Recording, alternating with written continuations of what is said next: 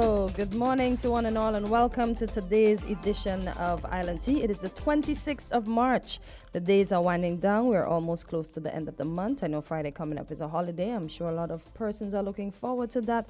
But let us celebrate Terrific Tuesday first before we move on to anything else. So good morning to the gentlemen in the studio, Azard and Jamster. How are you both doing? Hey, good morning. I trust that everyone is having a wonderful morning so far. As you know, it's Tuesday, the 26th of March, 2024, and as you said it, terrific Tuesday. So we're hoping that everyone will have a terrific day today.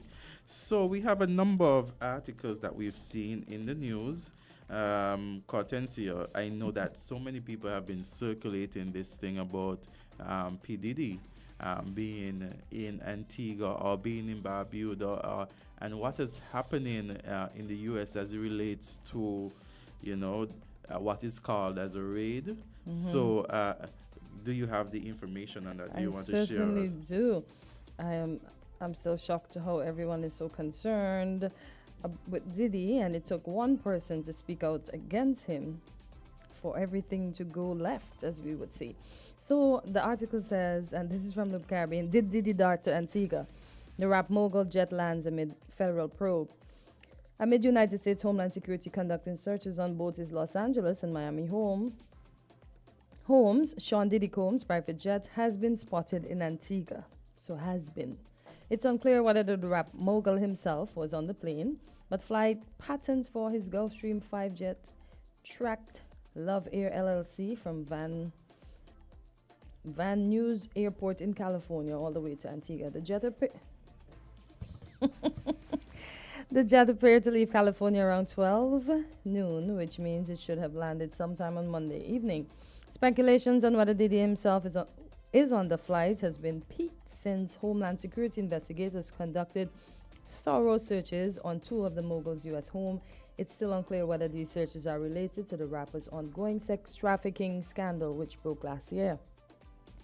Last November, Cassie, a singer and former girlfriend to Diddy, sued him for a barrage of indecent acts, including physical and sexual abuse. Since then, several other people in the entertainment industry have come out to hurl their own allegations of indecent behavior based on their own experiences with Combs. At least two of Diddy's sons were taken into custody by federal agents who searched the rapper's properties.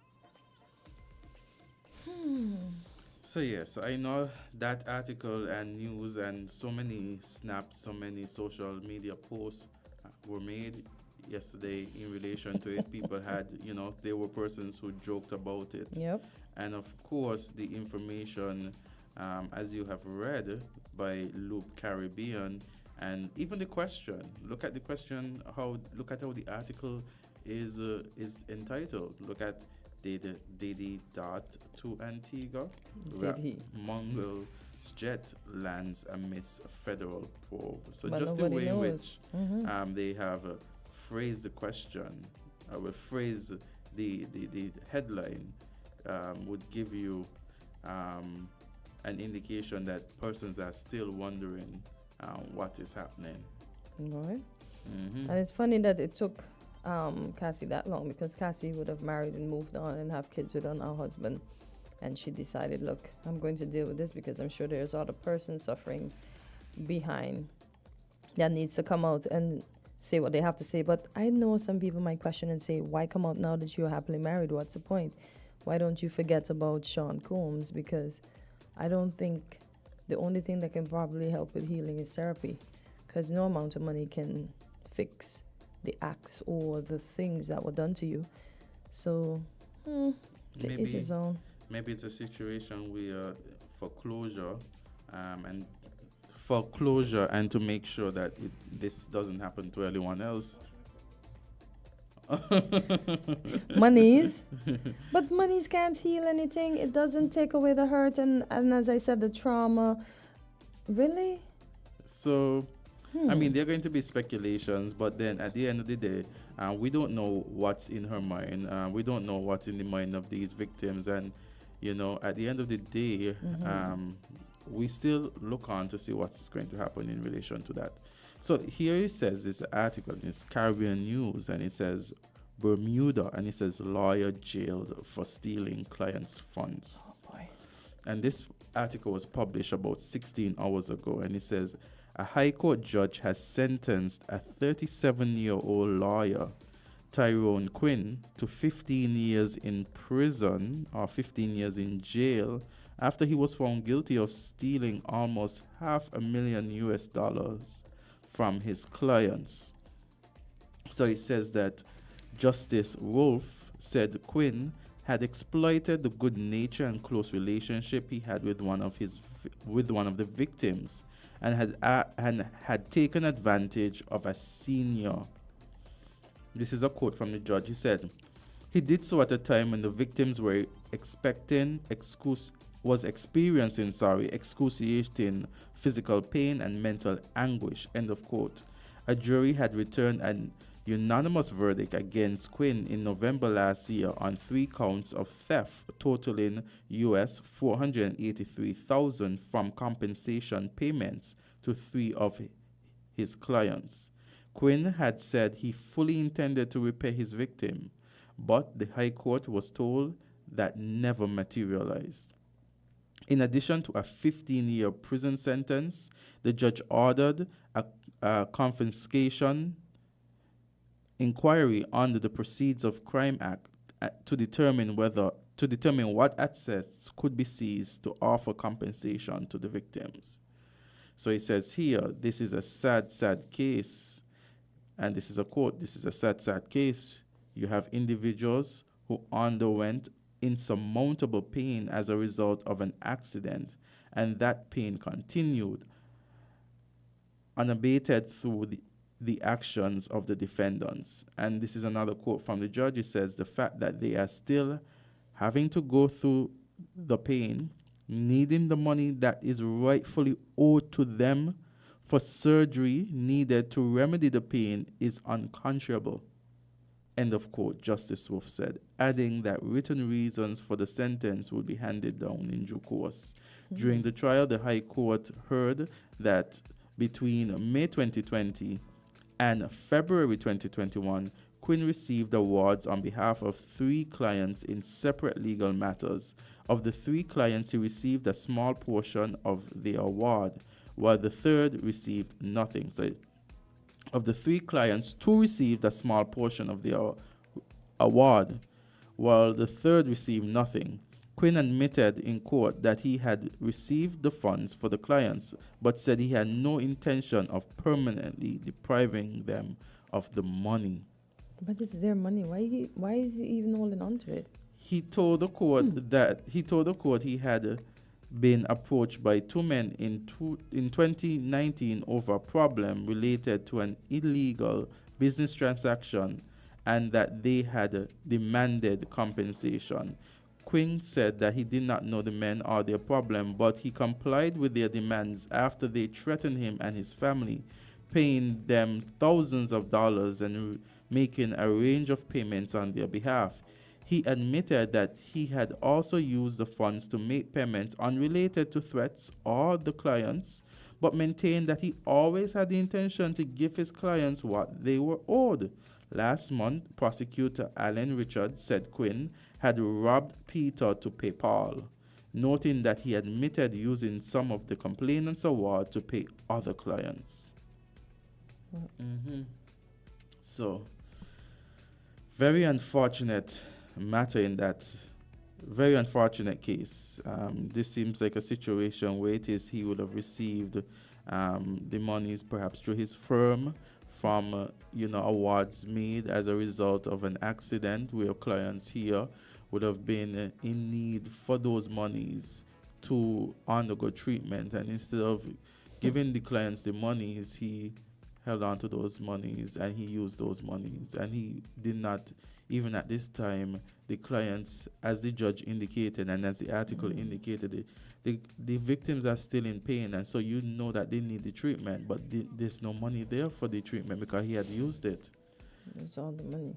And then you hear him say in this article, based on this article, that he intended to repay the money, but when would he have repaid the money, and why did he use the money in the first place? You heard that he took the money to pay he robbed Peter to pay Paul because they were threatening his family. Wow. The man was under duress, Azard. And no, I'm not condoning what he did. That's very bad because once your clients are being paid, you're supposed to deposit their money ASAP in If their threats are accounts. made to him, why didn't he, well, did Yeah, he report it exactly. to the Go to the police? police. That sounds very shady, right? So that's when I heard that, my Yeah. question was, did he go to the police? Did he report these threats? And why did he feel that, He needed to pay them yeah. and continued. It looked like he continued to pay them. So, I mean, I wasn't there. I didn't hear the evidence. But based on the article, I have my own questions in relation to that. But here you see that very unfortunate matter whereby the use of funds he received on behalf of his clients, and he used it in other means, not in the intended mean that not in the way in which it was intended, for them to receive the awards, for them to use that award then to compensate them so they could, get some assistance as it relates to the injuries that they sustained. So this seemed like again a very sad turn of events for both the attorney and the victims, the persons, because here you see them, they're still in pain, and the judge said they're still in pain, but they're not receiving the treatment as needed, because the money that would have been used for the treatment for them to, at least get back to a state where they are better than they are now has been spent. Oh boy. And then to see it, somebody that should be upholding the law and should be doing right. I hate when people like this get into trouble, because it's like he's not everyone, but it's like you watch all lawyers sideways with a side eye. Because you're thinking, these people are supposed to do right by you, but then they don't do right by you. And he knows what is the right thing, as we said. Go report the threats to the police. Yeah. Don't just be paying anybody any money. So this looks like. And this is he has received 15 years in jail. Yeah. Imagine some of the folks he put away if that's part of his practice. Sheesh. I don't want to see those people.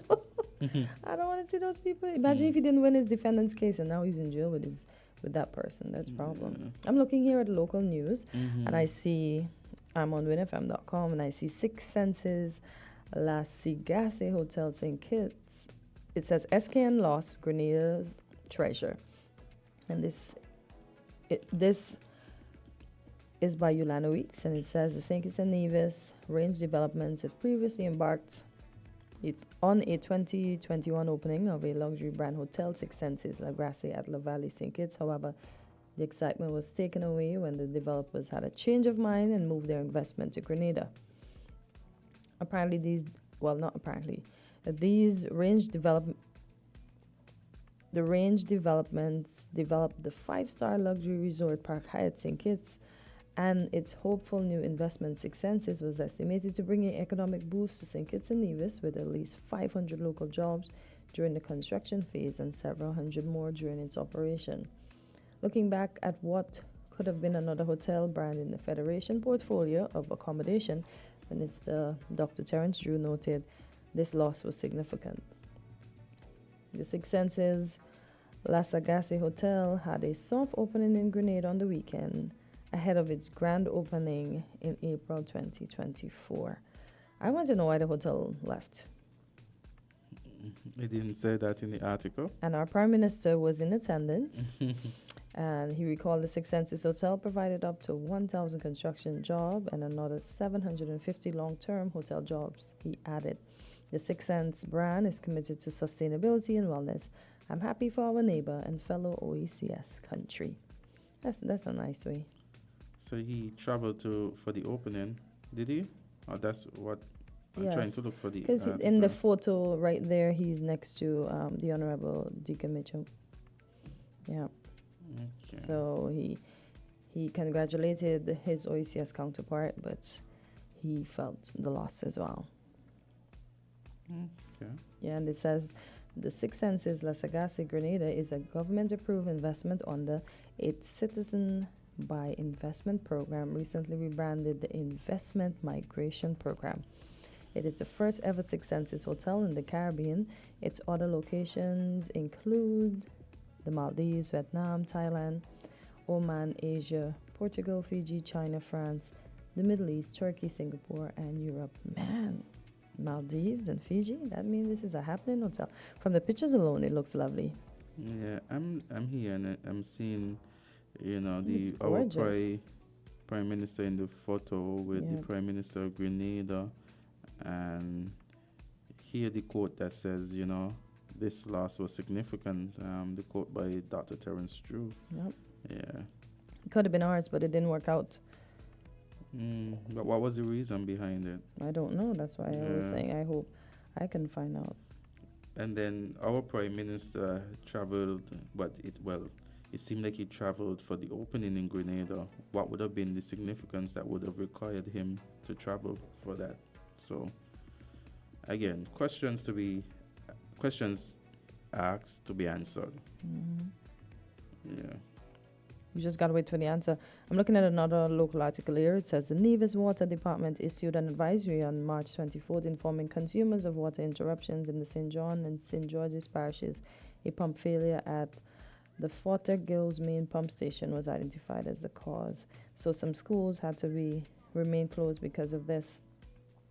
So they said the affected institutions included the St. John's Preschool, Ivor Walters Primary School, the Cecile Brown Integrated School, and the Gingerland Secondary School, as well as the Ministry and Department of Education. The ministry advised that all other schools in the St. John and St. George's parishes would be open for face-to-face instructions unless otherwise informed. So let's hope that this problem has been sorted. Mm-hmm. This was reported yesterday. It's now today. Hopefully it is sorted out. Ooh, and look at this as we prepare for Culturama, because it's just a few months away and it's their big one. It says, I think it's the Nevis Culturama Festival Committee has launched a mobile app for the 50th anniversary celebration of the Nevis Culturama, the greatest summer line. This app promises to add to the existing atmosphere that has been set for what is considered to be the greatest celebration that will be held in the festival history. So the mobile app is expected to provide the latest news and notices, music release from various artists and bands, details on each show, live stream of events, voting opportunities for favorite contestants, browsing capabilities for photo galleries, featured videos of participants and events, Facebook connections, and Culturama Fever Radio. So this is a nice vibe. They're really doing it big for 50. So congratulations, Nevis. And when the time comes, I would like to say we have the airlift and everything available to bring everyone home. Because we are from June to August, I expect us to be packed with both tourists and returning nationals alike. Yeah. So I'm here looking at this article, right? And it says 60% of people in the UK support an apology for slavery. And this is based on the research. And this article has been published by Loeb News, and it was published about 18 hours ago. And it says 3 in 5 people, 60%, in the UK agree that Caribbean nationals and descendants of enslaved people should receive a formal apology over the horrors of transatlantic chattel slavery, with more than half stating it should come from the UK government or from organizations who historically profited from slavery in the Caribbean. This is according to the latest research from the Repair Campaign, which today launched a petition calling for reparations. The research conducted in England, Scotland, and Wales in February 2024 showed strong understanding of the issue of a reparatory justice for slavery, with 64% of people very or somewhat familiar with the idea of making amends for the UK's historic involvement in slavery through reparations, a release from the Repair Campaign said on Monday. 4 in 10 people reportedly agreed that Caribbean nations should receive financial compensation to make amends for the legacy of slavery and colonialism. As the architect of the Repair Campaign, Dennis O'Brien, commented, and this is a quote, "It starts with an apology. Finally, after years of earnest efforts from thousands of incredible advocates, campaigners, and citizen consumers that have fallen on deaf ears, or more accurately, closed ears, We've received the point where there's raging debate about reparation and the legacy of transatlantic trafficking of enslaved Africans across traditional and social media. That in and of itself is a win. End of quote. He added, quote, it's hugely encouraging to see the scale of support in the UK for an apology. The government and monarchy can no longer afford to ignore calls for reparatory justice. The UK's extraordinary wealth was generated from free labor, free lands, and the highly profitable proceeds of slavery, O'Brien said. And he goes on to say, quote, it was a 300-year Holocaust. There is clear support for action. People are fed up with being patronized by right-wing politicians and media commentators who try to divide communities over the issue. Making amends for the injustice of slavery is about strengthening our connections, both within our communities and between the UK and Caribbean. The Repair campaign is calling on the UK to do the right thing. 3 little words, I am sorry. Yeah. Oh, boy. And this also mentions the fact that, Professor Shepard, the director of the Center of Reparations Research at the University of West Indies and vice chair of the CARICOM Reparations Commission, she added, and this is a quote, it has long been recognized that the trafficking of millions of Africans to the Caribbean and their chattel enslavement across the region, acts in which Britain was a leading participant, were crimes against humanity. The passing of the Slave Trade Abolition Act by Britain on March 25, 1907, did not end the human misery and suffering of Africans. Indeed, Britain did not call back ships already on their way to capture more Africans when the act was passed. This allowed 32 slavers to proceed and an estimated 6,453 more Africans to suffer on the high seas and on plantations.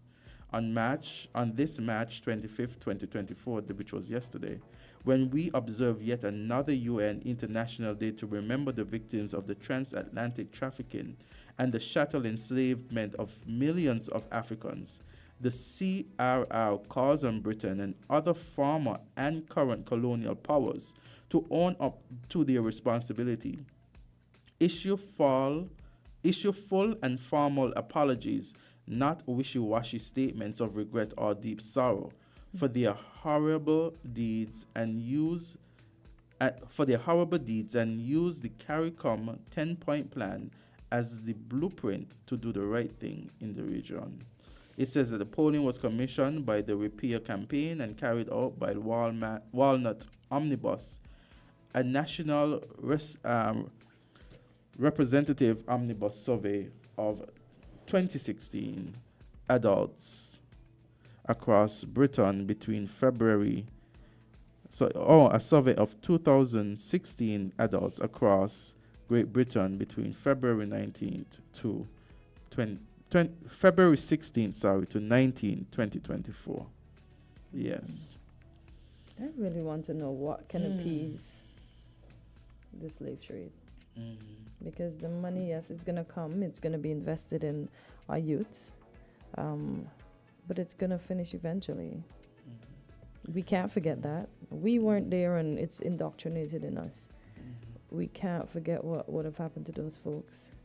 And you said the slavers left, and I'm thinking, imagine empty ships are going to pick up human beings to basically chain them together. Some of them are going to make the journey, others are not, because some are going to die. Some of them are going to jump overboard because they're like, this is not my life. And as she indicated, even after the act had been passed, there were still ships on the way. That didn't stop. Yeah.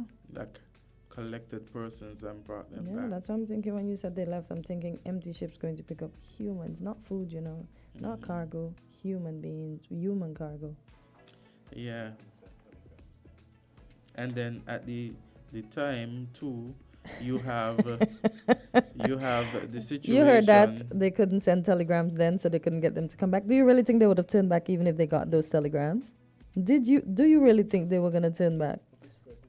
What if, because I am sure for most persons it was probably a lucrative trade. They were making good money off of it, so they were never going to turn back. Hmm. So at the end of the day, too, what has been indicated in this article is the need for an apology to say I'm sorry. yes. Or Not we that are very it was sorry. not that it was, you know, there have been statements by. Okay, so we have a call. Caller, go Caller, you're ahead. live. You're live in LNT. Good morning. Hello, good morning. Good morning. Hi, good morning. How are you doing? I'm good. How are you? Good, Good. thanks. Yes. Great. Nice morning. Good rain. Nice. You all mentioned the opening of the Six Senses Hotel In Grenada. in Grenada. Yes. The developers are the same persons who developed the Park Hyatt. Yes, sir. Okay.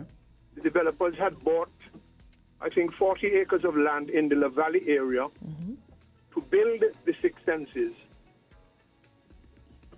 They have a very good track record in the CBI industry of putting their money where their mouths are. Okay. Okay. They have a development in Dominica as well, a hotel, very Similar to the high-level Park hotel. Hyatt, right? the Park Hyatt here, yes. Yeah. And they are still, as far as I am told, looking keenly to find ways to participate in the economic and social development of St. Kitts and Nevis. Okay. The reason they left St. Kitts and went to Grenada, as far as I am told, and I believe my sources are fairly reliable, Okay.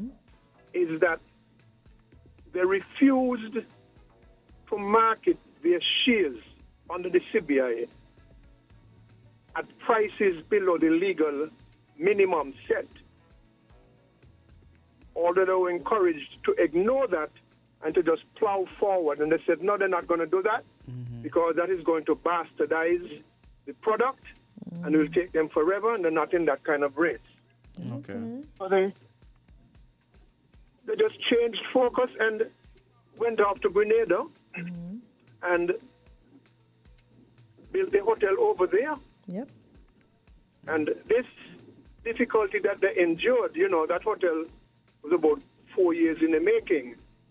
So you will know when the difficulties that they encountered in St. Kitts arose from what I'm telling you. The Prime Minister was invited to the opening Okay. and he accepted the invitation. Okay. I think that is all there is to it. Okay. I don't think there's any reason for any misgiving or suspicion with regard to this particular matter. It is very gracious of him to have participated Yep. and to say the kind words that he has said. That's true. But we really should not have lost that hotel. You shouldn't. And this is one of the problems that the country is encountering now with all of the pushback from North America and Europe and elsewhere with regard to the extended underpricing below the legal threshold that had been taking place. And I'm not a spokesman for this administration, but I think it is fair to say that the measures that they have taken, maybe not completing the circle, but certainly are a step in the right direction to try to salvage not only St. Kitts and Nevis CBI, but the regional one, because you all may or may not know that the recent announcement that 4 CBI OECS territories had joined together with a memorandum of understanding with regard to the way forward. Yes. That really was pretty much from the initiative of the Prime Minister of St. Kitts and Nevis, Dr. Drew. So they are trying, not perfect, they are trying, and he's committed to developers, as far as I can see, who are willing to put their money where their mouth is. who are willing and committed also to following the law, and who are willing and committed to helping with the development of the region. Yeah. You heard the amount of jobs the Prime Minister referred to with regard to the six senses. This is a very, very high quality operation. In fact, Yeah. the creator of the six senses has been to St. Kitts, of course, several times with regard to the early preparatory stages for the one that should have been down at La Valley, Okay. which should have been open now and employing a number of our people. But for the bad steps of the former administration, hundreds and hundreds of jobs, direct jobs and indirect jobs, have been lost. So the Prime Minister is just, I believe, this is my view, maintaining the goodwill and the connections and keeping the door of opportunity open, Yeah. both at the investment level and at the diplomatic level with his OECS counterparts. So I think we should just look at this in a very positive way and hope that the six senses or something of that quality comes to St. Kitts eventually, because Grenada is the only one. We would have been the only one in the Caribbean. Okay. So there's room in the Caribbean for a couple. Yep. So I just thought I'd share that with you all, Okay. to give some perspective to it. Okay. Thank you so much for Thank your you. contribution, Mr. Asafan. Yes, sure, man. Yes. So we're going to take a short break and we'll get back with the program.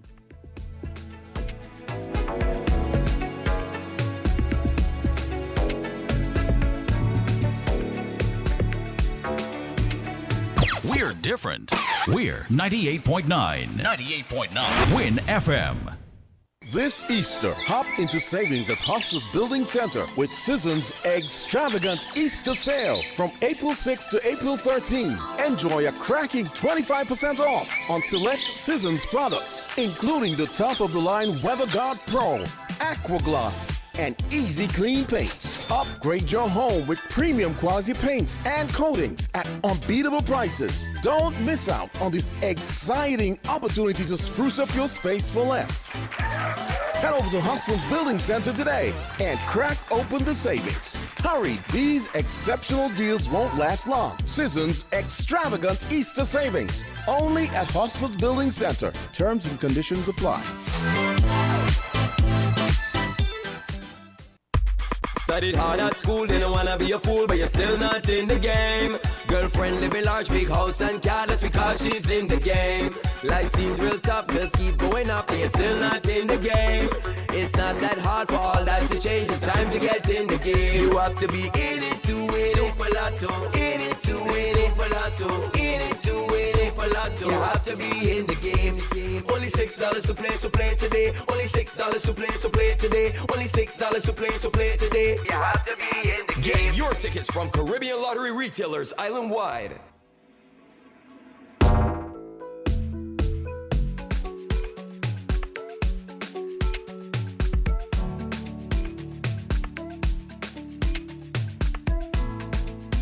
And of course, we welcome our callers. Welcome back to Island Tea. Caller, you're live on Island Tea.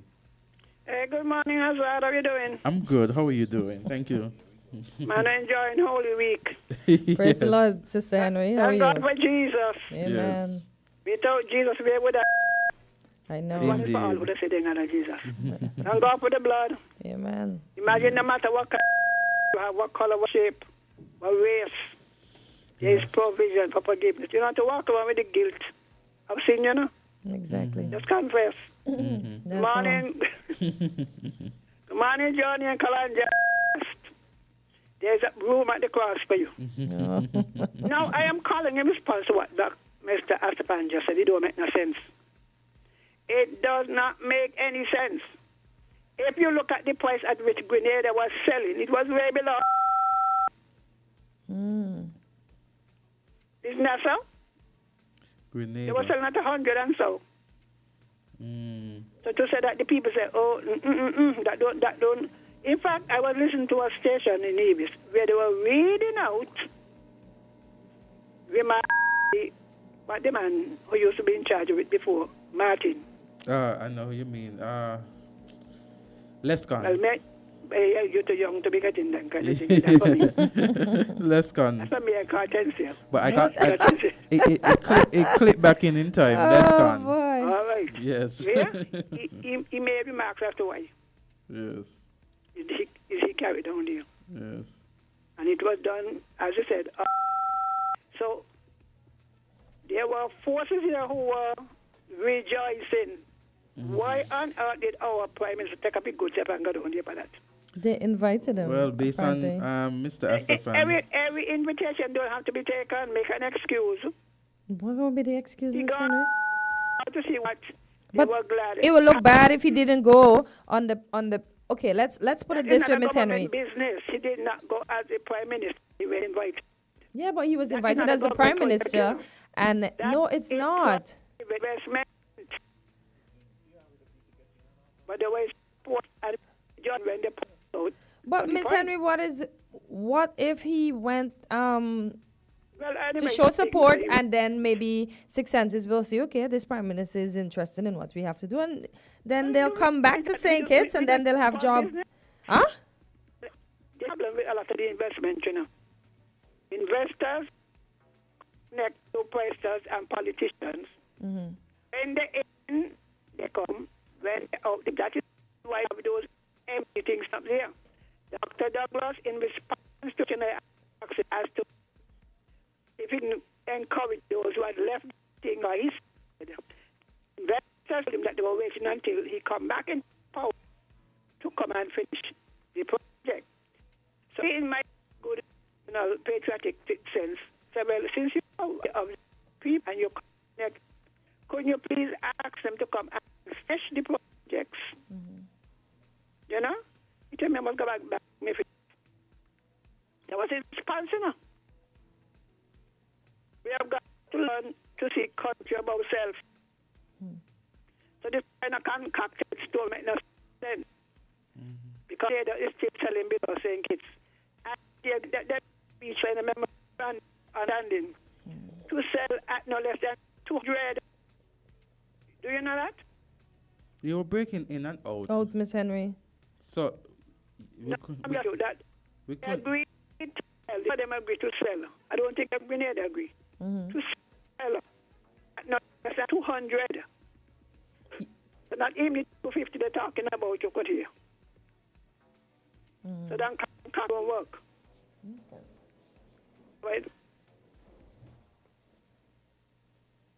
Hello? You can hear me? Yes, hear you we now. can hear you. You were going But in and I out. don't know, something's wrong with your phone, Miss Henry. You're cutting in and out. Tell them I give me phone. Huh? Tell them I said, tell the hacker, leave me alone. Yes. All I am saying, that concocted story don't make sense. Okay. Because Grenada has been underselling. They're one of them underselling. And all the underselling was going on, they were in it.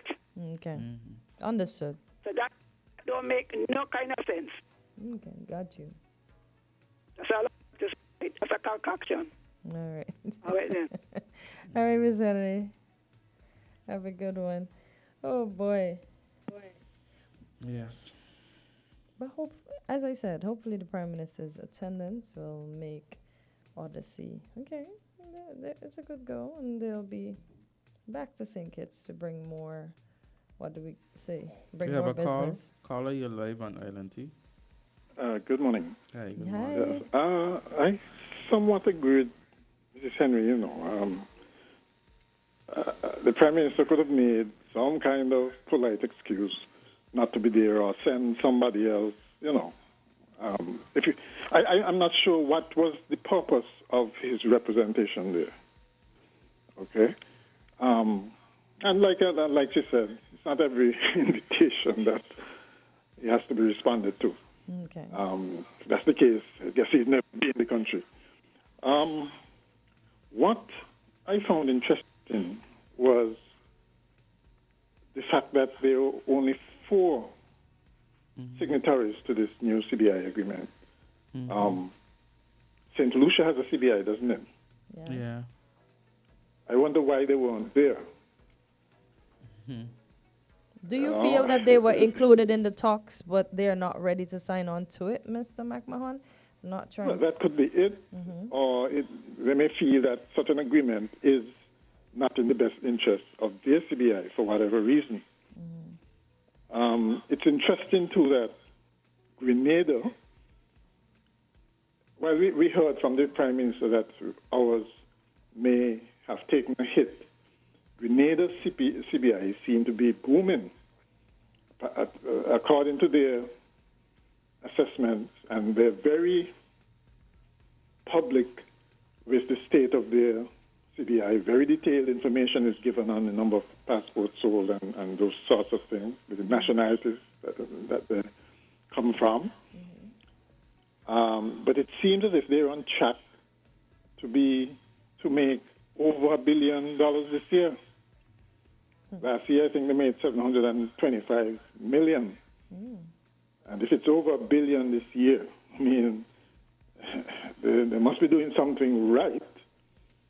Do you believe they're on the selling, though? I don't know what they're doing. Okay. Right? I think I heard someone said that Lescan is down in those regions involved in CBI, side of the or St. Lucia. Okay. And that may have something to do with it. Don't know if he has trade secrets that we had and he's transferring them there. Don't know. But the fact is, they seem to be doing extraordinarily well. The question about the sixth census, though, and other projects as well, it's clear that our CBI made billions of dollars. And I'm yet to see some kind of assessment as to what was done with that money. If we, in fact, we utilize that money in the right way.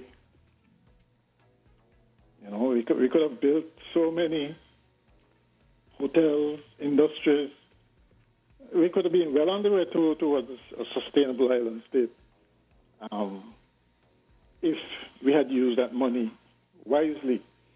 We might have had geothermal by now, fully funded and up and running, and which would have been impacting our economy in a positive way, you know. And so I think really and truly some kind of analysis should be done about how that money was spent and how future CBI money is going to be spent. Because a lot of it seemed to have been just given away. It just went into some black hole somewhere in some cases. In other cases, it was used for social programs and giveaways, which are nice goodies in the short term, but long term doesn't help us. Okay, so I would hope that at least going forward, that we really do some kind of soul searching as well as planning, more foresight be put into how best to use this money. Okay, I don't think it has been used in an entirely appropriate way. Yes, there were some gains. Some benefited immensely from it. But generally speaking, I don't think that we got bang for the buck. All right, then. Thank you, Mr. McMahon. Yes. So we have, while we continue discussions on that, and, you know, we invite callers to call in and to give their opinions on the matter. And we have realized that there have been some installation of, Kortensia, you have the article with that? Yeah, so we could touch base with that, with some of the machines now at the immigration, as you come into the airport, the immigration section, when you're coming back from the airport, there are machines there now. So there's an article that was published by SKN Information Services that could be relevant, that could be helpful in the information that is going to be shared. So this article was published on March 22nd, 2024, and it says arriving passengers at the Robotel Brato International in St. Kitts will enjoy a more seamless and efficient process as the St. Kitts and Nevis Immigration Department upgrades to a fourth-generation border management system. The new system integrates the online entry application, that's a KNA travel form, facilitates e-visa processing payment, and features the advanced passenger information, that's the API, dashboard, among other systems. The introduction of 5 automated passport control kiosks is a highlight of the new experience. The kiosks allow arriving passengers who are 14 years and above bearing machine-readable passports from member states of the Caribbean Community, CARICOM, Canada, the United Kingdom, and the United States to avoid long queues and lengthy manual passport checks by an immigration officer. Built-in components such as cameras and pre-approved checks will maintain the integrity of the secure entry protocols into the Federation. Travelers must also present a printout of the confirmation receipt from the kiosk to an immigration officer. So this is a quote. It says, "We all know that international travel can be a daunting experience with long queues and immigration checkpoints, and we believe that these kiosks would actually expedite the process for persons who would have traveled long distances, especially from the UK, 7 or 8 hours, and would want to just go to their hotel rooms and enjoy the country, or for returning nationals who just want to go home to their families," said Chief Immigration Officer Sheldon Jeffers. And it also says that, importantly, Mr. Jeffers stressed that travelers must fill out the online immigration and customs ED form before using the machine. So you still are required to fill the forms that we fill right now when we come back into St. Kitts. And this form can be accessed at kntravelform.kn. So at knatravelform.kn. And the automated passport control kiosk go live on Monday. Oh, so it went live yesterday, March 25th, 2024. Mr. Jeffers described the inclusion of the kiosk as having 5 additional immigration officers on the floor. The system will initially cater to returning nationals and persons bearing passports from the member states of the Organization of Eastern Caribbean States, OECS. Passports holders from the other aforementioned qualifying countries will be included at the end of March. So only the OECS passports are working in the machines at this point until the month end. Then I guess the others from the UK, the US, and Canada, and every other country will be incorporated. So the new border management system is in keeping with the government's strategy to employ practical and efficient e-solutions as the Federation transitions into a sustainable island state. So that's good. I like that they're starting with, no pun intended, not trying to shade anyone, but I like the fact that they're starting with us in the Caribbean. Yeah. And kudos as we move, to a sustainable island state. Yeah.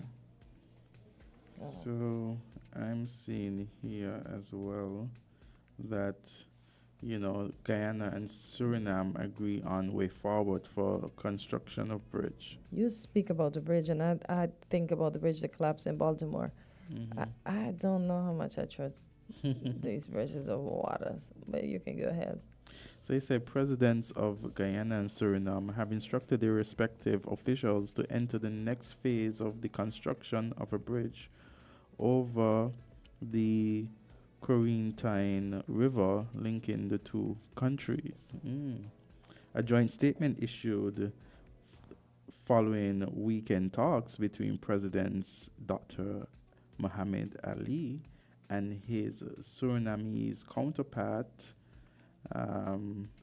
Shandika Prasad, noted that the officials will now engage in discussions on prices, technical aspects, financing, and operational modalities with the common goal of optimizing affordability and concessionality. It added that experts from both countries will also work jointly towards a political and legal framework launched the tender process for supervision and draw up the agreement on the final administration that will jointly manage the bridge. So here from the article, it said that the bridge is expected to cost estimated US $300 million. And the statement said that both leaders reaffirmed the importance of this fixed link between their two neighbors in the borders context of South American connectivity as part of the overall objective of regional integration and trilateral cooperation between Suriname, Guyana, and Brazil. So it says here, from a bilateral perspective, the presidents of Suriname and Guyana recognize the importance of this historic and friendly relations between the peoples and governments of both countries. It was further recognized that both countries are currently poised to become major players in energy and food security in the region. So they are building that bridge, and the estimated cost is $300 million. That's a lot of money. Yeah, but I'm still wondering with this. I hope those folks are safe in Baltimore, where the liner hit the bridge. But some persons in the comments are being funny and saying they raided Didi, now this. But there's a lot going on in the world, as I was telling you, Azard, when I came in this morning. It's just one thing after the other to keep us constantly distracted. This is why I don't feed my mind with news so early in the morning. Because every morning when I pass the television, I hear something else happening in the world. And I'm like, what's next? We started off with the war with Ukraine and Russia that we never thought would have happened, because people saying nothing's going to happen, and then it happened. Then Israel came up right after. Then we had Haiti come up right after. Then it's just things after things. Then we had Guyana and Essequibo fighting prior to Haiti. It was like every time you think one thing is going to quell and it's going to go away, it just intensifies again and becomes the leading story. Look, we had the ISIS persons in Russia that went into the concert hall and caused havoc. And then they're parading the perpetrators around town, cut off his ear, forced him to eat it. I don't know if he completed that act, but it's just weird. I mean, if he did something and you feel like you need to really punish him, just place him in front of a firing squad and call it a day. Why keep him around to just antagonize him to death? I don't understand. If you're so sure he's the person that did it. But it's just the world, as I was saying yesterday, is just messed up, and it's just a lot of things happening.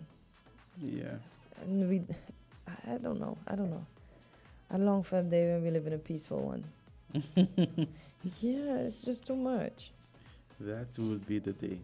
And look, there is somebody in the comment that's under the Baltimore Bridge tragedy, vote Trump or Putin 2024. Like, are people serious with life? I just cannot. People cannot be serious with these things. So it's so they're talking about the U.S. You know, the former U.S. president, and I'm not talking about Trump.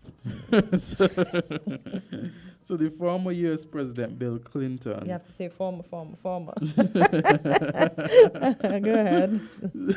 Yeah, so former president Bill Clinton to visit Guyana to address forum. So he says here, former president of the United States Bill Clinton will be in Guyana from Monday for a 2-day visit to participate in a forum focused on strengthening partnership and investment opportunities within the region.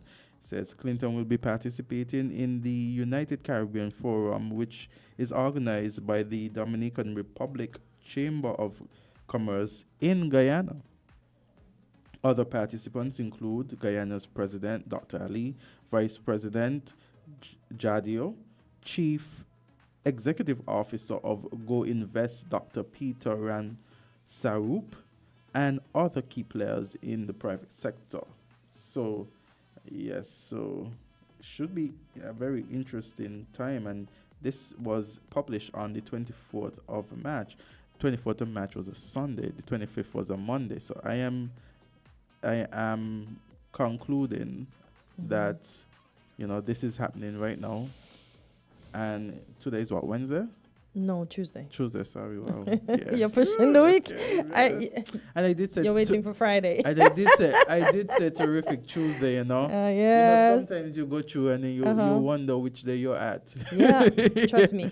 Some And days even I though don't when you remember what started day out it is. Yeah. saying that it's Tuesday, Yeah. sometimes. See, I tell you, they're bombarding our brains that we can't even keep focus. Although we all have them days when we like off track, but it's like too much. It's So he should be down there right now, and this should be on the way. And he says they are going to discuss that notion of how strong we could be as a region if we unite our efforts for development to ensure our security in many key areas such as energy, food, and also to bring all private sector of all countries together to continue enhancing their capability and capacity. This is what Torres Pereira said. So when asked about, and this is in relation to the discussion that is going to be had, or is being had now, or being that they're having now. So a forum like this is a quote now. It says, this is from President Ali, says, a forum like this one will enhance that vision. We are using the experience to showcase alternatives for this country, not just Guyana. What is happening here will impact the whole world. You have a very unique society, yet you are leading in the atmosphere of peace, he noted. So again, this is being hosted by the Dominican Republic as Chambers of Commerce in Guyana. okay. You mentioned Dominican Republic, and I saw an article yesterday that says they're deporting more and more Haitians. I mean, can we be a little empathetic? Once they're not troublesome, why are you sending them back into terror? We're supposed to be our brother's keeper. I know we can't keep everybody, but once they're hardworking persons, they're living and abiding by your laws, why are you sending them back? Like, that's like extra punishment. That's just rough. But we don't know the circumstances. At the end of the day, I think, yeah, it's a very tough position. At the end of the day, I think they're just trying to protect their borders. I guess, but if these people are living there, right? They're working there. Honestly, they're paying what they're supposed So to they be have paying. been living there. No, I'm just saying. They had I'm just been. saying. Were they living and working there before, or were they? No, I'm just saying. When I went to Punta Cana, one of our waiters, he was Haitians, and he told me the people over there don't treat them nice at all. And he was born there, but they still don't consider him part of his parents Haitians. And he says they treat them very bad. So the persons that you saw that they sent back in the article, were they persons who had been living in? No, that's what I'm saying. So they weren't living there? I'm not sure. I just saw okay. the article, so I can pull the article up now. That's what I'm saying. If persons are living and working there, because I know of that guy experience and a couple more that I would have experienced, I know for a fact that they do. They just send them back. Okay, so while you stay on that point, we're going to take a break. We have our weekly dose with Dr. Natalie Osborne, and we're going to be talking about cancer. But I can't stand that point, guys. I have to take my leave right now. So I'll have that for you tomorrow. I promise. No problem. We can discuss it. Yeah, Yes. indeed. I have to. So we'll see you tomorrow, God spare life. Yep, indeed. Yes. So we're going to take a short break and get back with Dr. Natalie Osborne. And Kortensia would have to leave, but I'll be here still. Stay locked.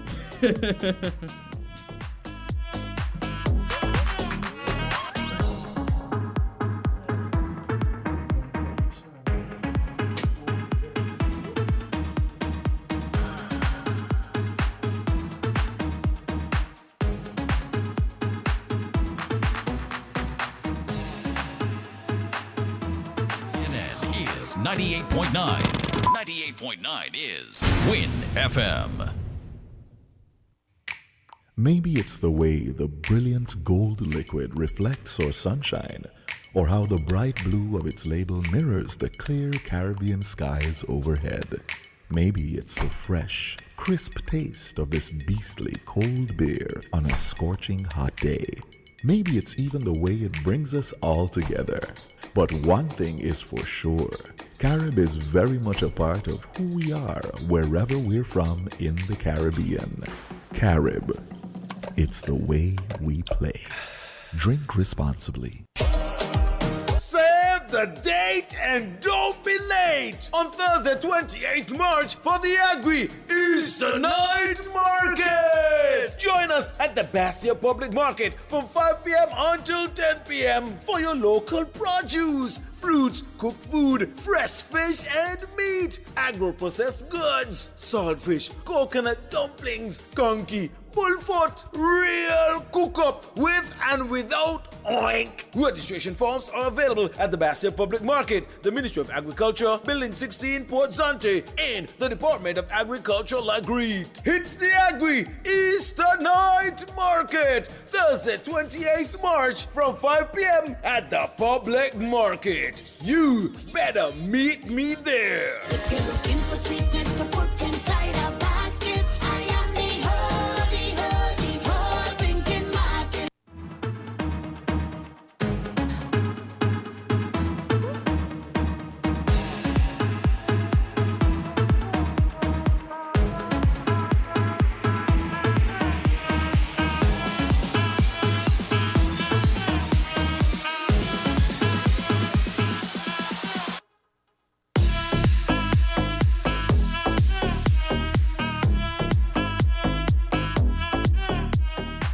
And so we are back, and it's our weekly dose, and this is our medical talk with Dr. Natalie Osborne, and we are here today. We're going to talk about a topic, and it's a topic, we've heard about the social media and about, first King Charles, now Princess Catherine, in relation to cancer, and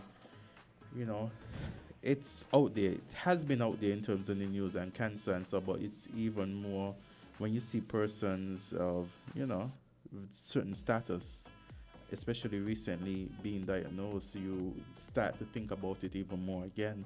And so now it is, the topic this morning is, you've been told you have cancer, now what? But before we get into the topic, I want to say welcome, Doctor, to another episode, here with you on, your segment, Weekly Dose. How are you doing? I'm doing wonderful. Good morning to everyone who's listening out there. So yes, we're here today for another week. These weeks are rolling by so quickly. Tell me about it. Yes, so I was inspired after the news broke Friday about Kate Middleton. Yes.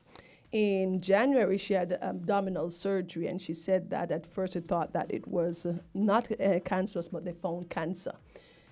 At this point, the specific type of cancer or which organ was affected has not been said publicly, and she has a right to keep her privacy if she so desires. But it got me thinking, and as you said so accurately, when persons are well-known or popular, she's a princess, it brings attention to it. So there's always some good we can get. So once you're diagnosed with a cancer, it's always what now? Because persons are anxious, persons are nervous, you're wondering what's going to happen, okay? Mm-hmm. So learning that you have cancer can be hard. Some people will feel anxious, afraid, overwhelmed. And you're not sure how you're going to cope, you're not sure how you're going to deal with it, okay? So we're going to go through some of the different ways that you can cope with or manage. But we know that cancer is the leading cause of death worldwide. And I'll give you some statistics. And according to almost 10 million persons were diagnosed with some form of cancer in 2020. Most of these cancers were breast cancer, which we speak so much about on our program, 2.26 million, followed by lung cancer, 2.21 million. Colon cancer was third, and rectal with 1.93 million. Prostate cancer, 1.41 million, and skin cancer, non-melanoma cancers, 1.2, and stomach with 1.09 million. So these are millions of persons who are diagnosed with cancer. And in 2020, cancer deaths were in this order: lung cancer, although it was the second most diagnosed, it was the leading cause of death, followed by colon and rectum. We spoke about colorectal cancer yesterday, last week, Kasari, and we said that it was one of the most frequent and the second most common cancer death associated with colorectal cancer. We also told our audience that it is being seen more and more in persons under the age of 50. Liver cancer has a high death rate as well, followed by stomach and breast. Yeah. So this is why we bring this topic today, because once you've been diagnosed with a cancer of whatever type, what now? Yeah. And the focus is, you have to learn as much as possible about this. And so even this program is an aspect of a tool that persons could use to get more information about it. So doctor, tell us, how can persons learn more about this cancer? Okay, so firstly, you're sitting with your doctor after whatever tests you would have done. The doctor says, I believe, or this result has come in and you have such cancer. Colorectal cancer, breast cancer, what have you. You first want to know what type of cancer you have. Then you want to go to what are the options for treatment. So you learn as much as you can about your particular diagnosis. What are your treatment options? What is the outlook or the prognosis? Okay, but immediately there is a shock to knowing that you have a cancer. And remember, it's going to be difficult to know all of the details. Oftentimes, I know I practice if I am suspicious or have a result that is positive or suspected, I always tell the patient, in your next visit, ensure that you bring a family member. You have a support team there, because I am anticipating that the diagnosis is likely going to be a cancer, and you don't want to give that information to the patient oftentimes by themselves. I said, bring someone who you trust and you're comfortable with. Because at that moment, once you say the word cancer, sometimes people are physically there, but they block out and they don't remember. And then the family member can give them that support, ask some questions, because the initial shock of it can be really difficult. So you want to make sure, write down as much information as you can. You're seeking information initially about this cancer. Get as much sources that you can. Get reputable online sources. You might want to talk to another doctor. So you want to learn as much about your cancer. Knowledge is power in this cell. And it helps you feel better as you look at the information, because it tells you oftentimes, though you have a cancer, it's not necessarily a death sentence. And there's lots of stories or lots of data showing the high survival rate. So what are some questions that one should ask one's healthcare provider if one has or wants to know more about cancer? Yeah. What type of cancer? We said that. Where is the cancer located? Has it spread? That is one of the initial questions that a patient often asks. What is the stage of the cancer? Has it spread? And then at that point, you may not have all of the answers, because further testing might be necessary. But the other question patients may want to know, what about my chance of a cure? Doctor, is this going to be the end of me? So you want to ask these questions. What are the tests or procedure do I need? What are my treatment options? How will the treatment benefit me? Because there's always risk and benefit there. Okay, and what can I expect during the treatment? What are some of the side effects of this treatment? So there are lots of questions, and oftentimes the person is a bit nervous and anxious too. Sometimes they need to take some time, sit down, and write out the questions for their following visit, so they can cover as much as possible. What about the follow-up tests? Are Yeah. persons supposed to ask for follow-up tests? Of course, persons can ask for follow-up tests. Usually you want to do more testing. Why? Because you want to think about staging this disease, knowing as much about the disease. So doing other tests, blood tests, sometimes there may be imaging studies. You want to do a CT scan. You want to check it, do an ultrasound. It all depends on what type of cancer you're dealing with. You want to do your follow-up testing. And that would be important in terms of staging the patient. We spoke last week about the different stages of colorectal cancer and the survivability based on the stage. So we know that it's important to know the stage. The earlier a diagnosis is made, the survival rate is much better. So that is why it's important to do follow-up testing. So one should take time to decide, but why? Yes. So why you want to take time to decide? In that initial visit, when you're first told, and most doctors, well, I know I do this, would tell the patient, you need to go home, sit down, discuss it with your family, have conversations, and then you see me within a week, you follow up after that, because that initial instant, the person needs to process it. Decide, do their research, ask the necessary question. So that is why it's important. Usually you do not want to press the individual, or you should not press the individual to make important decisions in that initial visit when they just learned about a diagnosis. So you don't want to do that. So try not to put pressure on yourself to feel that you have to give an answer now. You've got time, you need to work through, understand the disease, because initially most patients will say, Doc, I don't believe you. So there is a sense of denial. But then they would sit down and rethink it, and then they start to process it much better. Okay. It's a heavy topic, especially as you know, there are persons who, might be there are persons, millions of persons who go through this as we speak, this whole, the cancer. So, Dr. Osborne, I'm going to ask you, therefore, the question, it's very, we talk about a lot of things, but there are physical changes as well. You look at television and you see the movies, you see the videos, you see also the sitcoms, you see people losing their hair, all kind of things associated with this disease. How are persons to anticipate this? Yeah. Well, we don't even have to look at TV now. Most of us would have had someone in our lives at this point who might have gone through some disease or who's been diagnosed with a disease such as a type of cancer.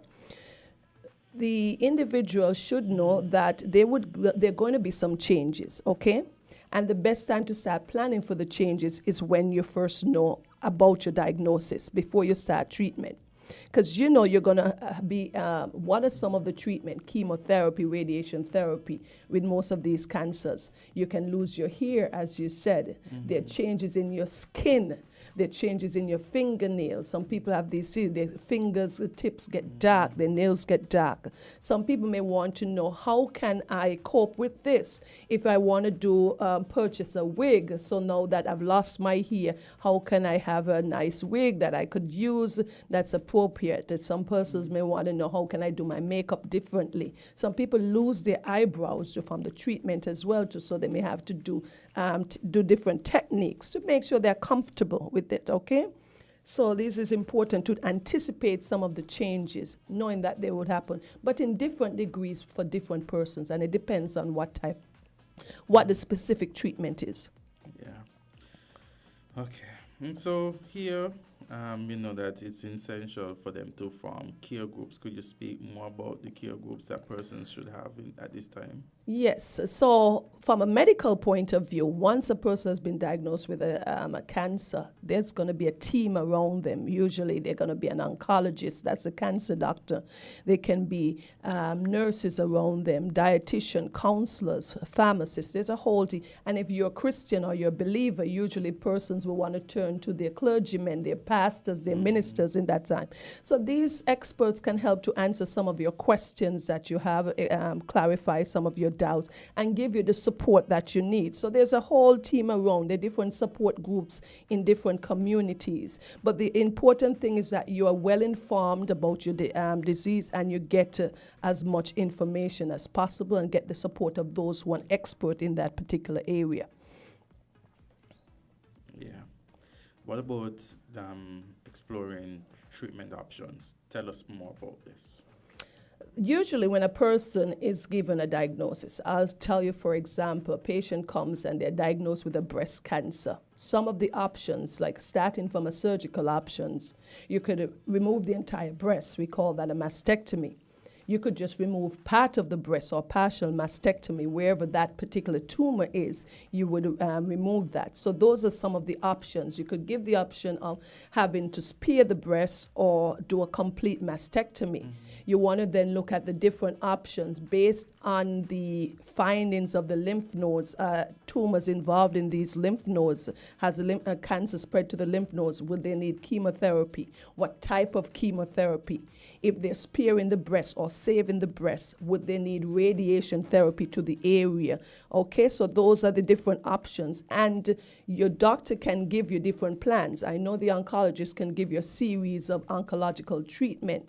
The best one or the next best options all depend, because everything is going to come into play. The resources that the patient has accessible to them, the drugs that are available sometimes, based on some of the individual reaction to a particular drug, you may have to adjust accordingly. So there are lots of treatment options, and of course, your physician should try and make sure that you have the best option that suits you.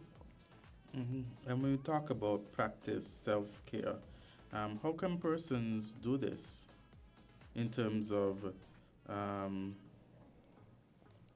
well, before we even go into self-care, let's talk about the treatment goals.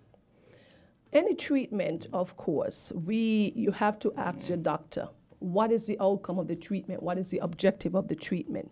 Is it supposed to cure the cancer? That sometimes once you have an early stage cancer, yes, you can cure the disease and the person can go on to live a long, healthy life. Are you trying to control the growth of the disease or prevent it from advancing as quickly as it can? Manage some of the treatment. Oftentimes in medicine, some of the treatment for a cancer can just simply be palliative. What does that mean? Just to make the person comfortable, because there may not be a cure based on the stage of the disease. So you're making the person be as comfortable as possible, treating and managing some of the symptoms. So you always have to ask, what is the objective of the treatment? Is it to cure the disease?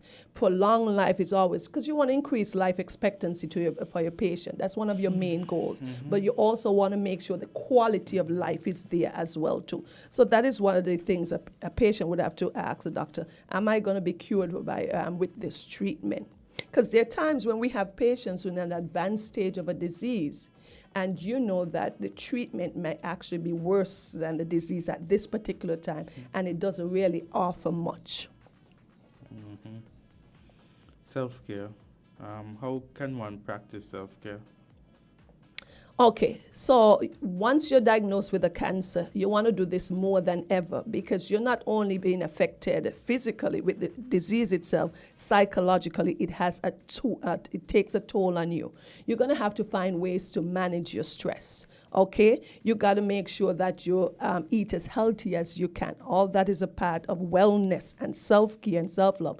Exercise, surrounding yourself with good people. Okay, take time to do your favorite activities, whether it be meditation, yoga, exercise, whether it is reading a good book, listening to music. This is not the time for isolating yourself. I know oftentimes people are very uncomfortable with sharing their diagnosis of cancer. Remember, you've done nothing wrong to bring this on yourself. Oftentimes in our society, we are very private. Persons are easily embarrassed, so they don't want to share this diagnosis. But that you need to find persons that are trusted in your inner circle, because you're going to have to lean on persons, or else you're going to be so stressed in managing it yourself. It can create more complexities and cause you to become ill when you shouldn't have to be at that time. Yeah, it's also important to let friends and families help you. Could you speak more about this? Yes. So your medical team shouldn't be the only team involved with this treatment. Sure. Yes, we can. So your medical team shouldn't be the only team that is involved in this at this time. You want other support members. You've got your family and friends, as we speak about.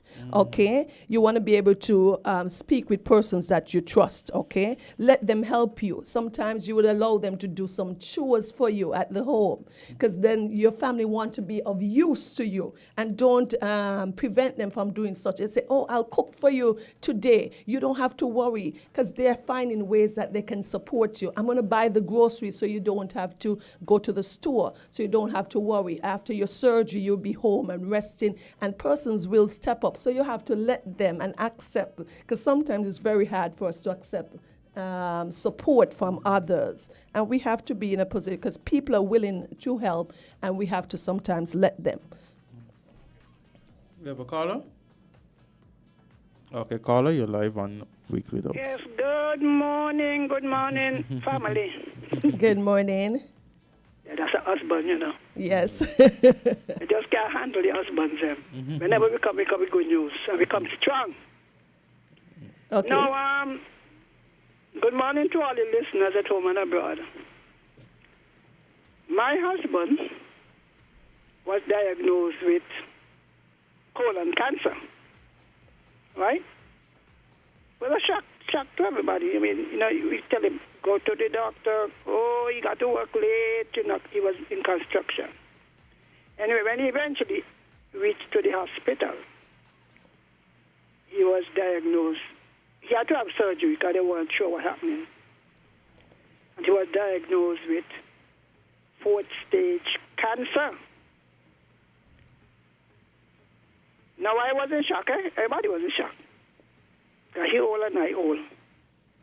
Anyway, what I found lacking in this thing, because if you're having people being diagnosed, then when he was discharged, they tell me, well, I have to go and get the colostomy bags. I go down to the drugs, to the pharmacist. Nobody in sync is selling them. And then he has to use them, right? Mm-hmm. This tool, this sight I'm seeing, the colostomy was enough to kill me. I am one of them blood and tick afraid. So I said, well, I go back to and they must give me two. Two. And the hospital can give you and whatever, they must give me 2 more. And it is the kind that, the one bag, right? So, once that come up, it's trouble. So I had to get my brother in St. Thomas to FedEx some to me. Well, I took him to the doctor in Nevis. Remember, a cancer doctor used to come up in Nevis. And he said he want my doctor already tell him, please to go home and give you and go to church and so. And I really must commend Dr. Wilkerson, He tried to be encouraging. And that's the truth. And my husband was crying, when he was crying when he was diagnosed. And then he said, doctor, God has the last word. God bless him. Now, he said he wanted the doctors. I asked him about the treatment. He said, no, because, once he done gone to the liver, and he's older, So I said, all right, just never want to go. I said, let me humor him. You understand what I'm saying? Mm-hmm. So I took him to the doctor in Nevis. And she tried to explain to him that given his age and his body state and so. And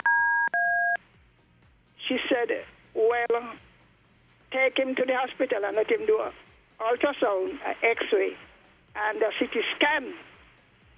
The reason for the CT scan, she said, is that people with cancer usually develop blood clots. Nobody ever said that to me, Never even heard it, because I don't pay attention to the cancer story. And so I did. Well, fortunately, I had bought insurance for him, right? He had insurance. So he did. When he did the ultrasound, they saw something, and they sent him to the thing. Then, when he did the CT scan, they developed a blood clot. So the doctor tried to reduce it, and then they tried sending him out and said, no, scan again. When the clot moved from one leg, it had developed on the next leg. Now, why I'm saying all of this? When I don't know what you do. But since it is known, that sounds better, since it is known that persons with cancer usually develop blood clots, shouldn't they be scanned early? And the next problem was the painkillers. Because, he was in pain and they give him some and whatnot. The doctor said to me that in St. Kitts, they do not have the appropriate painkillers to deal with cancer. So she says in St. Kitts, right? Because the doctor tried. He was a really nice person. You understand? So you have the pain and then I'll give you a next one. But she said, it should be provided. So maybe you could answer if it is. She said, it is available in the Virgin Islands, but not here. You know what my husband suffered, you understand? Suffer. Okay. What year was your husband diagnosed with the cancer? In 2013, and he lived till 2015. Okay. Dr. Ciel said, no, Mrs. Henry, husband surprised me, He said, because I didn't expect him to live no more than 6 months.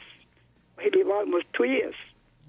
Okay. It wasn't easy. Thank you for your comments. Thank you. Yes, so sharing your stories. The doctor recommended he go to the psychologist, Dr. Crawford. At first, he was so depressed. Okay. In the end, he went, right? Yeah, and when he came back, he said, we're going to have to, yes. Yes, but I want the doctor to see, because people out there maybe cancer not knowing this. Taking Fensic and taking this. Have the system of treatment changed in terms of pain management and the singing? All right, then. Thank you so much. Sorry to take so much of your time, you understand? Okay. Thanks for your comments and sharing your experience, Mrs. Henry. Well, persons' experience are different, and then we've had some. Of course, we know we're in a developing country. Limitations would always be there. But we've got most of the basic drugs to manage pain and most of the common symptoms. We know that for the colostomies, oftentimes we send the patient out with some as a starter, but individuals will have to buy them. And that's anywhere in the world. Those are things that you can source, you get from your pharmacy. I think now locally we can source them as well too. So there's a lot has changed from since 2013 to now. There's the improvement. So thanks for your comment. Yes. Yes, let's take another call. Go ahead. You're on Weekly Dose with Dr. Natalie Osborne. Greetings to the doctor. Yes. Prevention. Call. Did you just tune in? Did you spoke about that? And if you didn't, can you share prevention and cause of the disease? Okay. You hang up on this. Okay. Good time.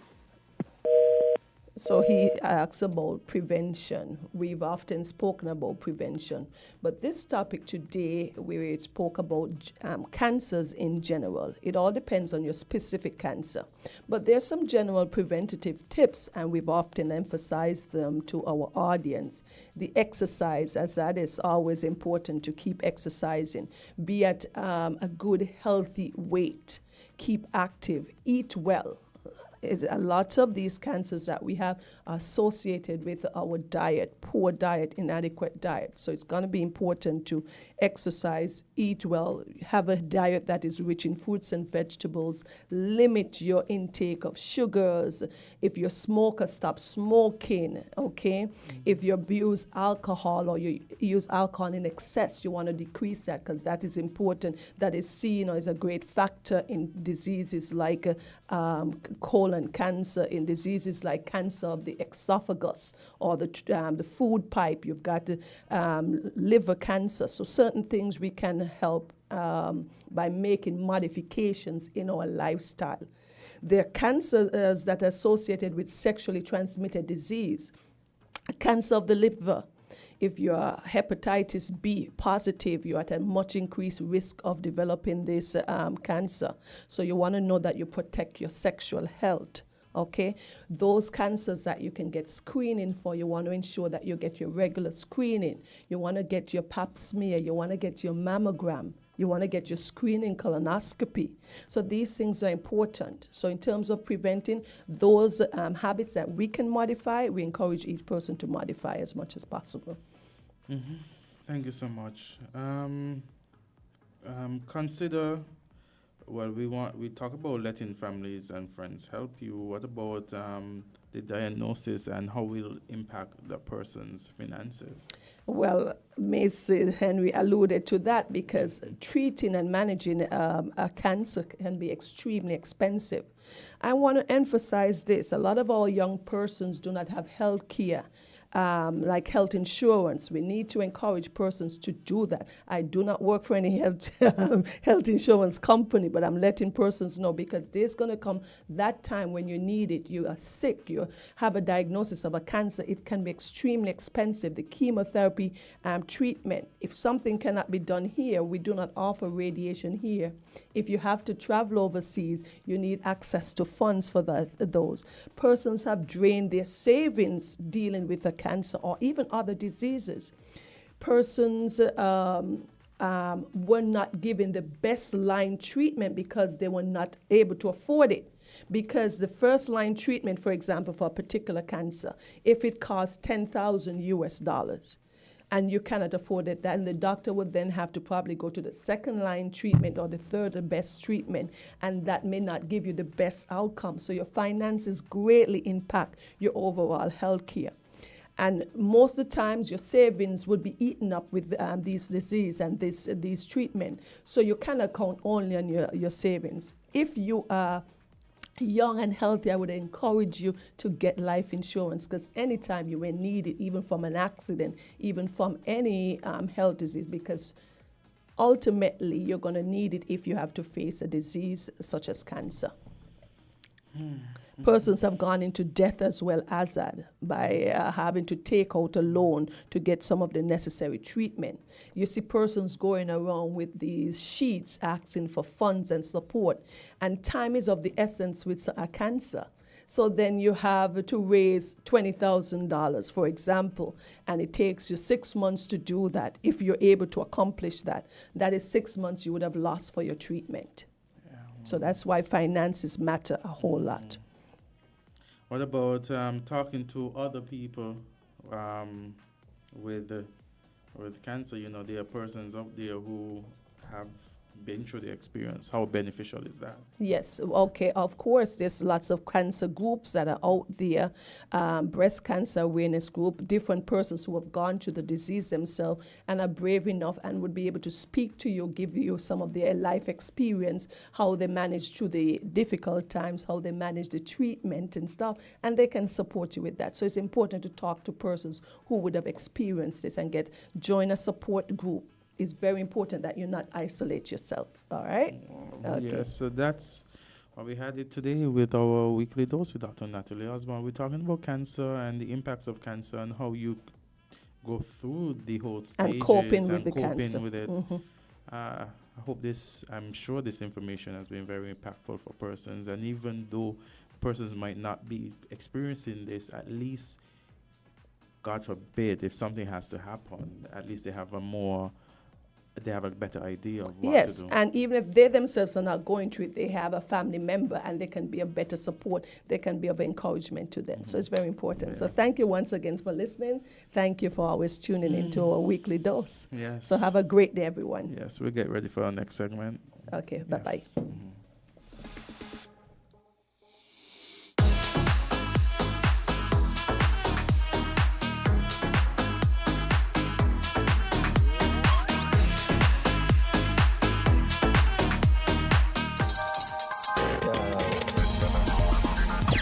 Different.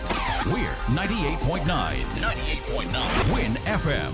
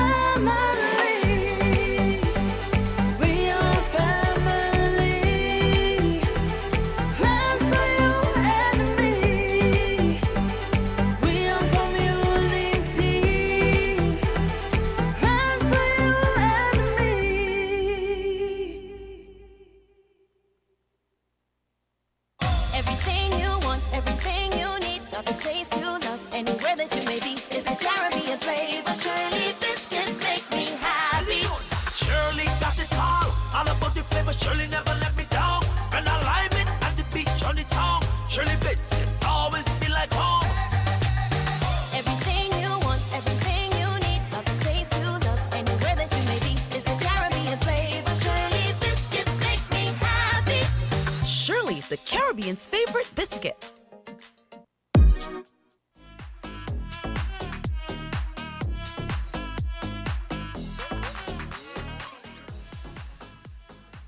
So that was our weekly dose, and we're back, and we spoke with Dr. Natalie Osborne. We talked about cancer, we talked about treatment, we talked about coping mechanisms, and it has been such an informative discussion with Dr. Natalie Osborne, as it always is. And this week, this morning, our discussion was on cancer, and so there are a number of persons who are experiencing the impact of this disease, and millions of persons, as she has indicated, based on the statistic, they go through and they are affected by various forms of cancer. And so this information was in fact very vital, very important, as persons out there have the information, and there's information out there, and persons out there might be experiencing it themselves. They might have family members who are experiencing it. They might have friends, loved ones. And so information sharing is necessary so persons can cope and try to live a better quality life. And of course, we want to thank the good doctor for giving and sharing of this information. In other news, I've seen that here that, a cargo ship hits Baltimore's Key Bridge, bringing it down. And it says here, and this was published about 38 minutes ago, it says a cargo ship hits Baltimore's Key Bridge, bringing it down, and a container ship rammed into a major bridge in Baltimore early Tuesday meaning today, causing it to snap and plunge into the river below. Several vehicles fell into the chilly waters, and rescuers were searching for survivors. So it says 2 persons were rescued from the waters under the Francis Scott Key Bridge, one in serious condition, according to Baltimore Fire Chief James Wallace. He said authorities may be looking for upward of 7 people, but said that the number could change. It is not clear if the 2 rescued were included in the 7. It was not immediately clear what caused the cargo ship to crash into the bridge long before the busy morning commute in what one official called a developing mass casualty event in a major American city just outside of Washington. So the ship crashed into one of the bridge's supports, causing the structure to snap and buckle at several points and tumble into the water in a matter of seconds. A shocking spectacle that was captured on video and posted on social media. The vessel caught fire. The thick black smoke bellowed out of it. And this is a quote, and it's from the Baltimore Mayor, Brandon Scott. He says, and I quote, "Never would you think that you would physically see the Key Bridge tumble down like that. It looked like something out of an action movie," end of quote. And he also calls it, quote, "an unthinkable tragedy," end of quote.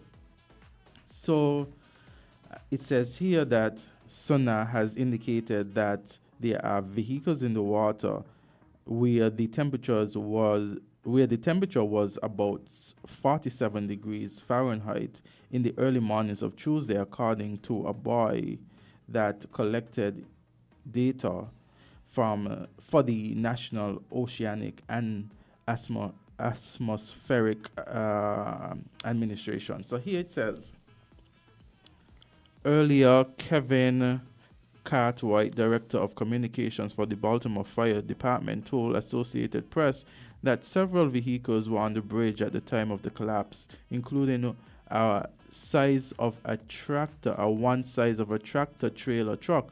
The bridge came down in the middle of the night when traffic would be lighter than during the day when thousands of cars travel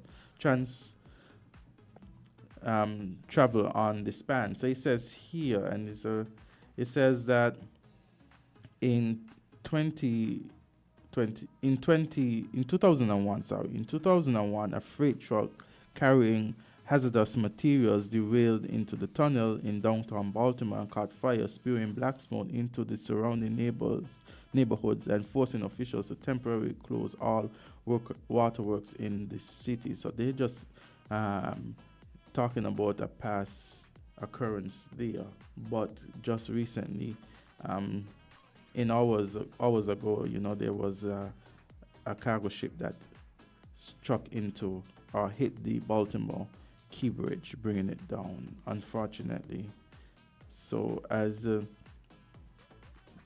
story unfolds on that, there is talk that there is a chickenpox outbreak at a prison in Guyana, and now they're saying that it's under control. So the Guyana Prison Service has confirmed that the recent outbreak of chickenpox at the prison is under control.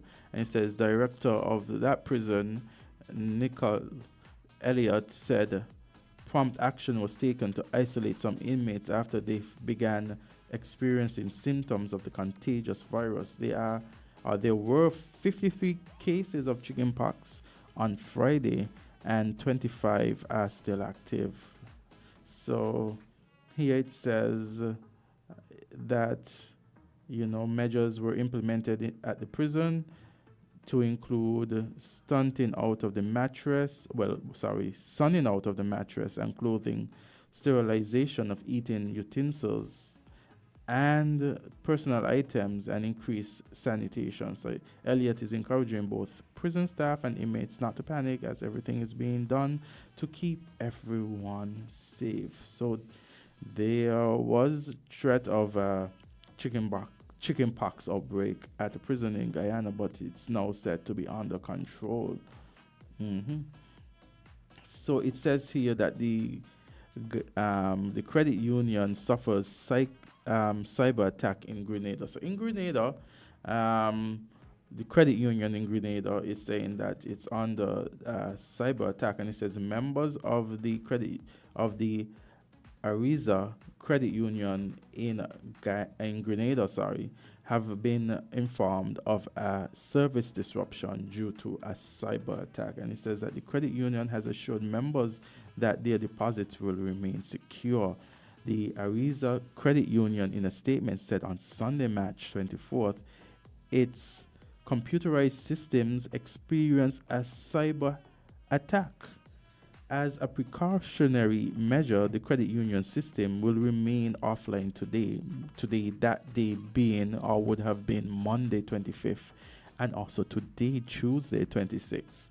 And so it states that as a result of this, in-branch systems, ATMs, online services, and point of sale will be unavailable at all locations and inaccessible online. The credit union noted that it is prioritizing efforts to swiftly restore normal operation. It has apologized for any inconvenience. And so that is in Grenada. Their credit unions, one of their credit unions suffered a cyber attack, but it's good to see that despite the attempts to break in, that there have been precautionary measures in place, and that they are working as best as possible to swiftly restore the operations back to normal. And they have issued an apology to persons who are clients of the bank, to ensure them that, of the credit union, to ensure them that things are, they apologize for whatever inconvenience would have been suffered by them. Yes. And so it looks like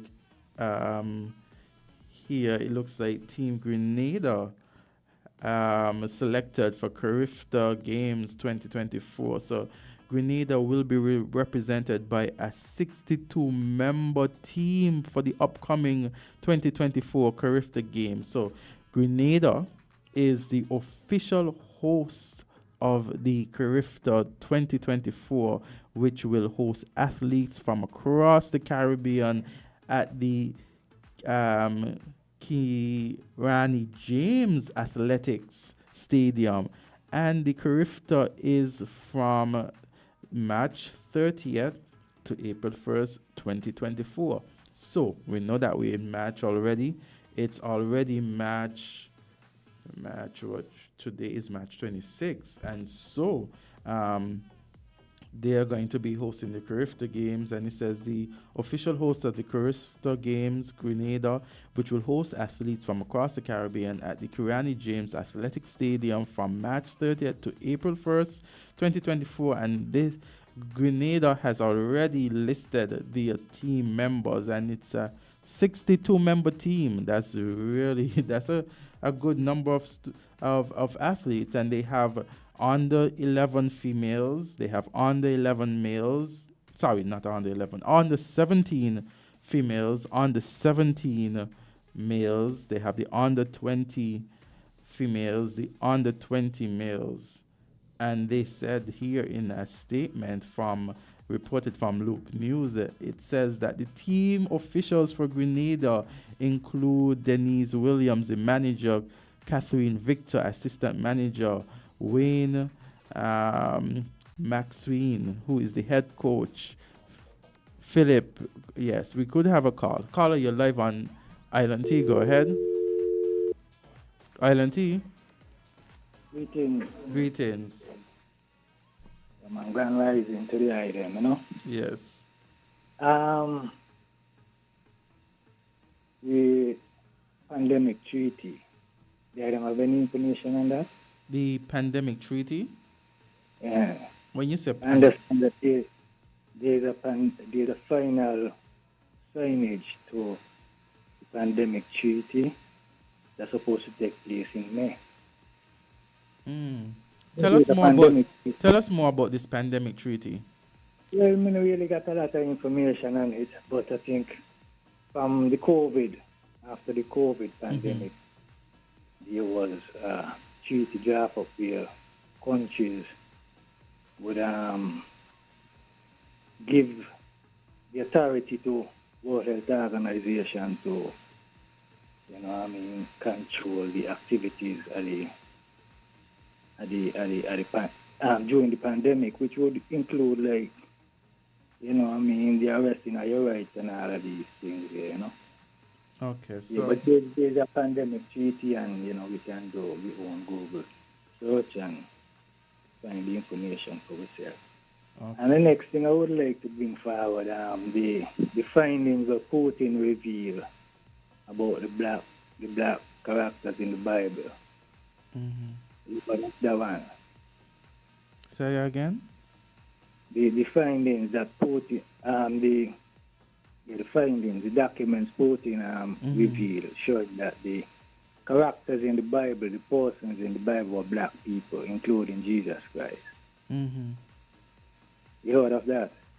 You mean President Putin? President Putin, yeah. Okay. Out in Russia. Okay. And when was this? When was this revealed? When was this said? When was this statement made? Recent. It's a recent thing. It could have been last week, Okay.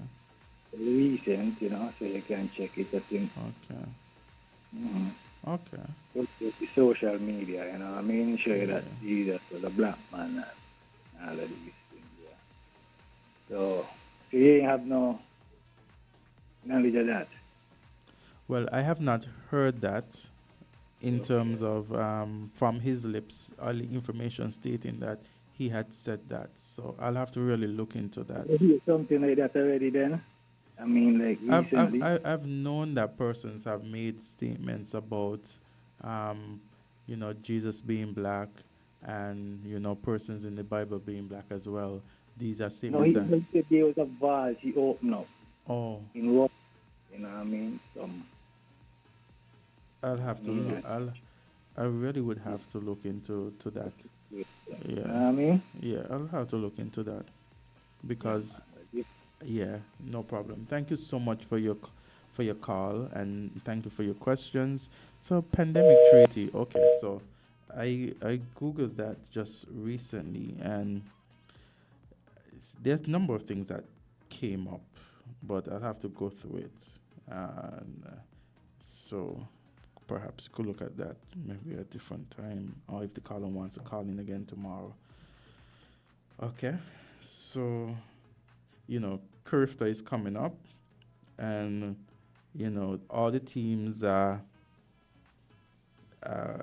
coming together in terms of ensuring that they are well prepared for the Curifta Games that is supposed to be held in Grenada. And of course, I'm sure that likewise Team St. Kitts and Nevis is preparing. We have a caller. Caller, go ahead, you're live on Island T. Azard, good morning. Hi, good morning. How I'm are you very doing? alone on the battlefield this morning. Yes, for the time Azard, being, yes. we want to wish all the girls them well and the females who going down to represent us in St. Kitts Nevis. We want them to be at the best behavior, and we want them, especially poor people, want them to make us feel proud. Wherever island, we wishing all I the best. As back home here in St. Kitts Nevis, here, my good friend, the baker over there, Fred, we customers realize that the dinner rolls them getting smaller and smaller. See? Team Unity and here giving us money like before. See? We're going to work hard for money. And make sure you keep the standard, Juni. Look at these bakers. For the past 2 weeks, 3 weeks, the bread them coming down there, let them be. We ain't running that, you know. People love your bread. You got real competition. And people working for you as a poor man. Make sure you bring the standard where you used to bring to us before. That's enough. He's a good man, and we will support you. But give us standard, and give us we fairly share. Have a good day, Azar. Thank you so much for your contribution, Jamdong. Thank you so much. We have just a few minutes remaining on the hour for Island Tea, and as we continue, of course, callers may call in. It's your opportunity to call in as you usually do on various matters. So we do welcome the calls. We welcome your opinion and your views on various matters as it affects our nation, as it affects our region, and it affects us on an international basis. So, of course, and thousands travel to or visit Montserrat for the St. Patrick's Festival celebration. So close to 3,000 visitors traveled to Montserrat during the St. Patrick's Festival period. Data by the government reveal 1,726 people utilized the ferry between March 1st and 18, and another 437 passengers came via the Jeans for Freedom from Grenada on March 16th. So 778 people came via air route. The Assess Division within Montserrat's office of the Premier thanked visitors for coming to the island and praised its locals for welcoming them. The division is urging persons that want to visit Montserrat to take advantage of the upcoming Easter weekend special for travel on the ferry, both Antigua and Nevis. So it says here that round trips from travel March 28 to April 1st can be purchased at EC $425. We have a caller. Greetings. Greetings. You all need to discuss about setting up a WhatsApp system. Mm-hmm. Yeah, you need to consider that. Please speak to management concerning that, because information can be shared that way, you know? Okay. Very much so. You can. Okay. That'll be for management indeed. Yes. yes. I mean, that's true. And then it gets to the persons out there who sign up on the WhatsApp instantly, you know. But that's for management to decide, yes. So I just want to thank everyone persons who have called in, persons who have contributed this morning to the discussion that we had. just here looking at this news article before I conclude, it says, and it's from Loop Business, and it was issued about 24 hours ago, and it says, after a tumultuous 5 years for Boeing, the CEO will depart. And it says the top executive at embattled plane maker Boeing will step down this year amid a broader shakeup of the company's top leadership. Oh, we have a caller. Caller, your life on Island TV. Oh, yes. I bring a complaint. What's My that? school, village school, I heard one day Rams into primary. Mm-hmm. And man, nobody bringing up my school. What is that? I listen to the news since Monday. Yes. Please, I know you're in village, but still. Congratulations to to the village school. Of course, we'll touch those results. I guess we could touch the results tomorrow then. Yeah, I mean, but since Monday, listening to you in my school get big up. Oh. Anyway, do you have the names of our team, our character team? I don't have the names. I guess I could try to ask for the try names. to get them. Yes. Because since it is weekend, Yeah. the Navy set and the Senke set, and I find all together. I find for me, when I thought about it, I said that this thing is weekend and it seems a bit. It had a lot of commotion before in terms of, but you're not hearing a lot right now. Maybe it's just me. Let Jamster somebody contact, or the news team contact. They think it's Yeah. athletic We association. really have to reach out. And Anyway, maybe big up to village school. Yes. We like Sunny Point, repeating and we bang up the rest of this. Big up to the village. Take your win, Miss Henry. I'm disappointed. It's unlucky. Yeah. Please. I think we have to talk more. Fault for us too. We should have talked more about it. But it was generally, to me, I find it was a bit low key for real. Yeah. It wasn't even on your list to discuss. Yeah, we really Because you all really nobody in the village school. That's the problem. Well, big up to village school, and something for me to notice for us to touch when we come back tomorrow. Yeah, tell Jamster not here in village, man, boys school, but village a beat up everybody. Yes.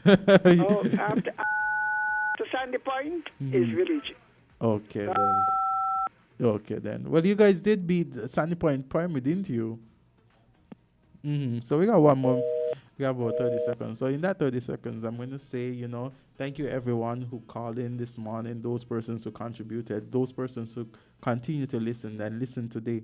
I want to wish you a very terrific Tuesday. I hope that today goes well for you. And regardless what you're experiencing or going through, I hope you make the best of it and make the best of today. Have a pleasant day and safe journeys throughout. See you tomorrow. God spare life. Island Tea.